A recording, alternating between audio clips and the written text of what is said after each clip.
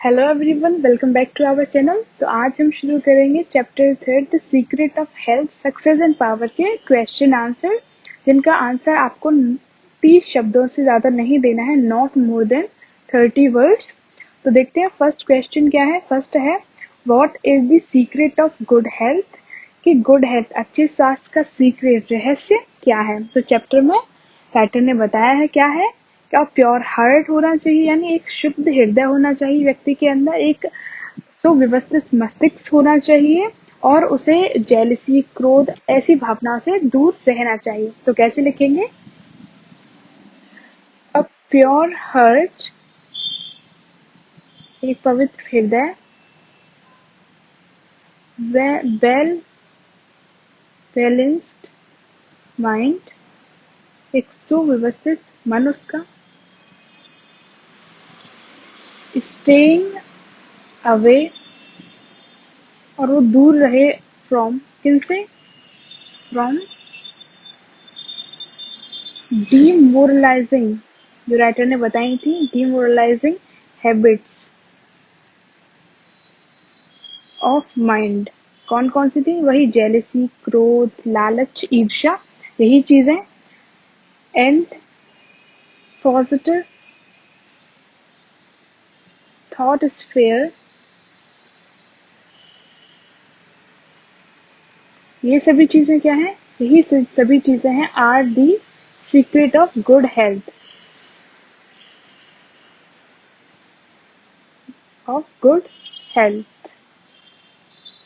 तो कौन कौन सी चीजें हो गई? अ प्योर हार्ट, एक शुद्ध हृदय, वेल बैलेंस्ड माइंड, एक सुव्यवस्थित मस्तिष्क, staying away from demoralising habits of mind, के मस्तिष्क कोई डिमोरलाइजिंग हैबिट जो थी, ईर्ष्या, लालच, क्रोध, ऐसी भावनाओं से दूर रहना। एंड पॉजिटिव थॉट स्पेयर, और एक सकारात्मक विचार क्षेत्र रखना। यही क्या है? Are the secret of good health. So here is the second question, what is the cause of our sickness, कि हमारी बीमारी होती है उसका कॉज क्या होता है, या उसके कारण या उसके रीजंस क्या होते हैं। तो राइटर ने क्या बताया था कि हमारे खुद की मिस्टेक्स, हमारे खुद की एरर्स, और हमारे जो सिंस यानी पाप होते हैं, वही हमारे सिकनेस का कारण होते हैं, या इन्हीं चीजों का परिणाम हमारी सिकनेस या हमारी बीमारी होती है। तो उसी को लिखेंगे, that's our own errors, mistakes and sins, sins मतलब पाप, are the, यही क्या है? causes, यही कारण है of our sickness या behind our sickness, and as soon as we accept this, और जितनी जल्दी हम इस चीज को समझ जाते हैं कि हमारी खुद की गलतियों से ही हम बीमार होते हैं, तो उतनी जल्दी क्या होगा? we will be getting a good health, हम उतनी जल्दी अच्छा स्वास्थ्य प्राप्त कर लेंगे। So here is the third question, what should we do to be free from physical aches and pains. What should we do, हमें क्या करना चाहिए टू बी फ्री, मुक्त होने के लिए, किनसे? From physical aches and pain, शारीरिक कष्टों और दर्दों से मुक्त होने के लिए, स्वतंत्र होने के लिए हमें क्या करना चाहिए। तो राइटर ने चैप्टर में बताया है कि यदि हम फिजिकल एक्स और पेन से मुक्त होना चाहते हैं, तो हमें क्या करना होगा? हमें अपने माइंड को बैलेंस करना होगा, और अपने विचारों को समन्वित करना होगा, और जॉयफुल, लविंग और पॉजिटिव थॉट्स रखने होंगे या सोचने होंगे। तो इसी को लिखेंगे कि इफ वी वुड, यदि हम चाहते हैं, फ्री फ्रॉम, मुक्त होना, free from physical aches and pains, pains, तो हमें क्या करना होगा? We should put our mind in order balance करना होगा अपने माइंड को, एंड हार्मोनाइज आवर थॉट्स, अपने विचारों को समन्वित या कंट्रोल करना होगा our thoughts, and we should think, हमें कैसे विचार सोचने चाहिए, we should think joyful, loving and positive thoughts.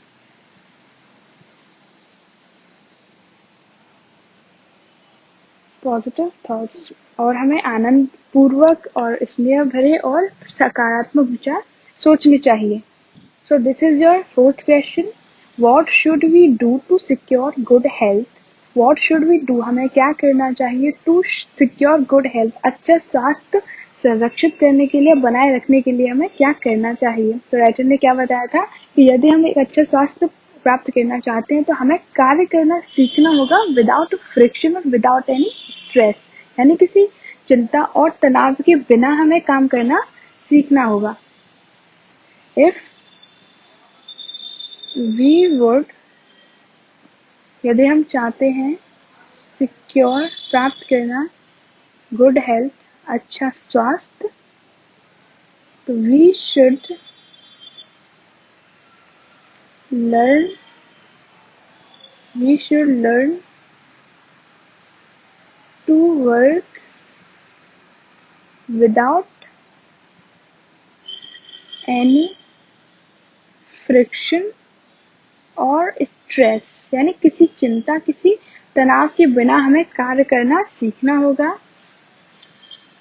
Because, क्योंकि जो सभी काम होते हैं वो कैसे होते हैं, हेल्थ गिविंग और लाभदायक होते हैं हमारे लिए। बिकॉज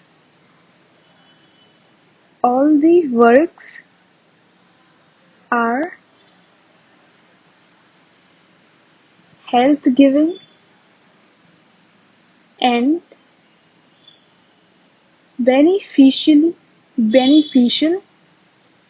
for us, यानी हमें काम करना चाहिए बिना किसी चिंता के और बिना किसी स्ट्रेस के, और काम करने से हमेशा हमें हेल्थ मिलती है, हमारी हेल्थ सही रहती है।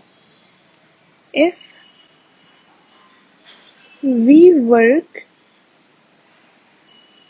विथ परसिस्टेंसी, परसिस्टेंसी मतलब लगातार या सततता से बिना रुके कुछ काम करना।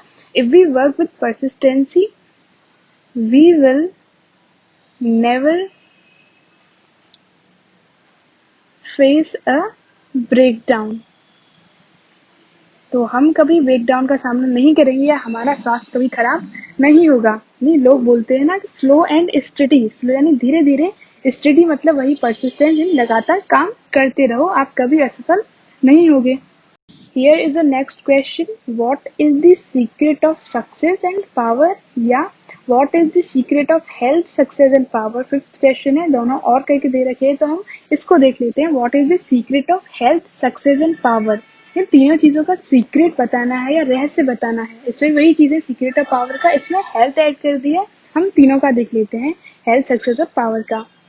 तो हेल्थ का तो पहले क्वेश्चन में डिस्कस हो चुका है कि a pure heart and well balanced mind are the secret of good health। ये हो गया हेल्थ का। अब देखते हैं सक्सेस का सीक्रेट, अ फर्म फेथ, एक दृढ़ विश्वास, एंड राइट पर्पस, और एक सही उद्देश्य, are the secret of success, ये सफलता के सीक्रेट या रहस्य होता है। अब थर्ड देखते हैं पावर का सीक्रेट क्या है, कंट्रोलिंग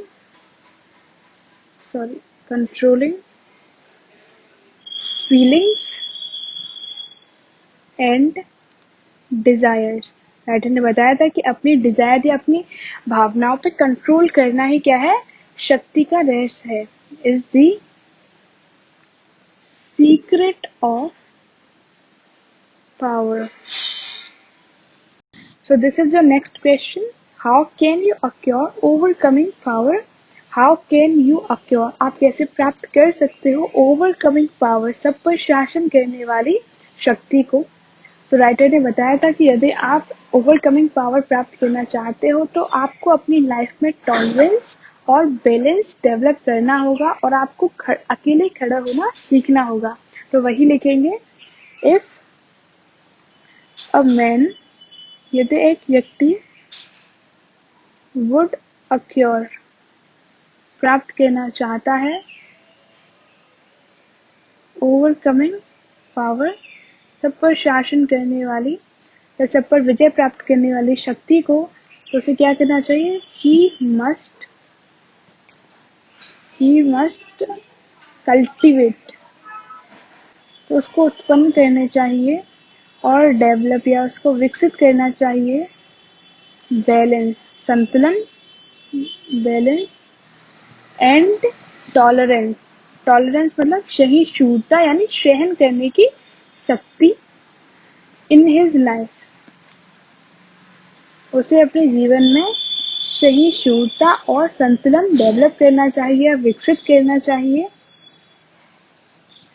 ही शुड लर्न, उसे सीखना चाहिए. To stand alone and unmoved, उसे अचल और अकेले खड़े होना सीखना चाहिए. बिकॉज, क्यों सीखना चाहिए उसको? बिकॉज ऑल दी पावर्स, क्योंकि सभी शक्तियाँ जो होती हैं, all the powers are associated, वो जुड़ी होती हैं, संबंधित होती हैं किससे? With immovability. Immovability मतलब अडिगता से या अचलता से संबंधित होती है सभी जो शक्तियाँ होती हैं. और व्यक्ति को शक्ति प्राप्त करनी है तो उसको अकेले खड़ा होना सीखना चाहिए और अनमूव्ड खड़ा होना सीखना चाहिए, यानी अडिग. So this is the seventh question. What is inharmonious states of mind? कि मस्तिष्क की असामंजस्यपूर्ण अवस्थाएं या दशाएं कौन कौन सी हो सकती हैं, होती हैं, या कह सकते हैं कि नकारात्मक अवस्थाएं कौन कौन सी होती हैं मस्तिष्क की. तो राइटर ने बताया था कि क्रोध करना, चिंता करना, लालच करना, ईर्ष्या रखना, यही सभी चीजें क्या है? इनहार्मोनियस स्टेट्स ऑफ माइंड. तो कौन कौन सी है? एंगर, वरी, चिंता करना, जेलसी, ईर्ष्या करना, जेलसी एंड ग्रीड, और लालच करना, और अदर नेगेटिव थॉट्स वगैरह etcetera are the inharmonious states of mind. In their presence, इनकी उपस्थिति में, इन देयर प्रेजेंस, अगर ये व्यक्ति के अंदर होती है भावनाएं, तो अ मैन लूजेस, खो देता है, हिज पीस ऑफ माइंड, अपने मस्तिष्क की शांति को, अपने मन की शांति को खो देता है. एंड बिकम, और कैसा बन जाता है? एंड बिकम्स एंशियस, और चिंतित या बेचैन हो जाता है. और इन दिस स्टेट, ऐसी अवस्था में, he can not take right decision, और ऐसी अवस्था में वो सही निर्णय या डिसीजन नहीं ले पाता है. तो देखते हैं 8th question. What did the writer say about passion? कि राइटर पैशन के बारे में या आवेग या संवेग के बारे में क्या बताते हैं या क्या कहते हैं. तो राइटर ने पैशन के बारे में पूरा एक पैराग्राफ लिखा था कि पैशन जो है वो हमें पावर से कंपेयर नहीं करना चाहिए. दोनों अलग अलग चीज़ें होती है. जो पैशन होता है वो थोड़े टाइम के लिए आता है, ये स्ट्रॉन्ग इमोशंस होते हैं जो कि थोड़े टाइम के लिए आते हैं फिर चले जाते हैं. तो वही लिखेंगे, the writer says about passion writer passion के बारे में कहते हैं या बताते हैं दैट कि it is only the strong emotions, ये केवल स्ट्रॉन्ग इमोशन तीव्र भावनाएं होती हैं that come for a short time, जो कि बहुत थोड़े समय के लिए हमारे अंदर आती हैं, जागृत होती हैं। And passion and power are not the same things. Same things, ये दोनों चीजें एक जैसी नहीं होती हैं। ही कंपेयर्स पैशन, वो पैशन की तुलना करते हैं विथ अ स्ट्रॉन्ग स्टॉर्म, एक तेज तूफान से पैशन की तुलना करते हैं दैट ओनली गिव्स हार्म, जो केवल हानि पहुंचाता है, नुकसान पहुंचाता है टू अदर, दूसरों को। तो राइटर कहना क्या चाहते हैं कि जो पैशन होता है वो शक्ति का दुरुपयोग करना या उसका विक्षेपण करना होता है। In reality the passion is only the dispersion of power, ये शक्ति को बेकार रूप से खर्च करना होता है। So this is your 9th question, what is the result of our own errors, कि हमारी खुद की गलती या मिस्टेक का रिजल्ट, परिणाम क्या होता है। और जो आपका सेकंड क्वेश्चन था कि what is the causes of our sickness, ये दोनों सेम सेम है, उसमें इसमें रिजल्ट पूछा, उसमें वही कॉज पूछा था, तो दोनों रिलेटेड हैं, वही लिखेंगे सेम। आवर ओन सिकनेस और इलनेस, जो हम बीमार होते हैं, is the result of our own errors and sins, or if we acknowledge or admit, acknowledge मतलब स्वीकार करना या मानना, this thing, यदि हम इस चीज को मान लेते हैं तो क्या होगा, we will soon, हम जल्द ही get rid मतलब छुटकारा पा लेंगे from all the diseases, sorry from नहीं लेगा, गेट रिड के साथ ऑफ लगता है, we will soon get rid of all the diseases, यानी हम सभी प्रकार के रोगों से मुक्ति पा लेंगे। So here is our 10th question, what is utility of faith in life, कि जीवन में फेथ, विश्वास की यूटिलिटी या उपयोगिता क्या होती है, यानी क्यों इम्पोर्टेंट है फेथ हमारी लाइफ के लिए। Faith is very important for our life, ये काफ़ी महत्वपूर्ण है हमारे जीवन के लिए, बिकॉज क्योंकि by the power of faith, की विश्वास की शक्ति के द्वारा, वी कैन, हम क्या कर सकते हैं, वी कैन कंप्लीट, हम पूरा कर सकते हैं our every enduring work, enduring मतलब स्थायी या रुका हुआ, वर्क मतलब कार्य, जो भी हमारा कार्य रुक जाता है हम उसको पूरा कर सकते हैं। और क्या कर सकते हैं, इफ वी डेवलप, यदि हम विकसित कर लेते हैं सच अ फर्म फेथ, ऐसे दृढ़ विश्वास को अपने अंदर, तो क्या होगा, we will never be confused in our life, हम कभी भी अपने जीवन में कंफ्यूज नहीं होंगे। एंड ऑल दी डिफिकल्टीज, या कह सकते हो और ट्रबल्स, यानी कोई भी परेशानी या ट्रबल्स क्या होंगे, विल रन अवे, दूर भाग जाएंगे, फ्रॉम अस, हमारे हमसे, यानी हमसे दूर भाग जाएंगे जितनी भी डिफिकल्टीज या परेशानियां होंगी। तो ये हो गया आपके इसके क्वेश्चन आंसर।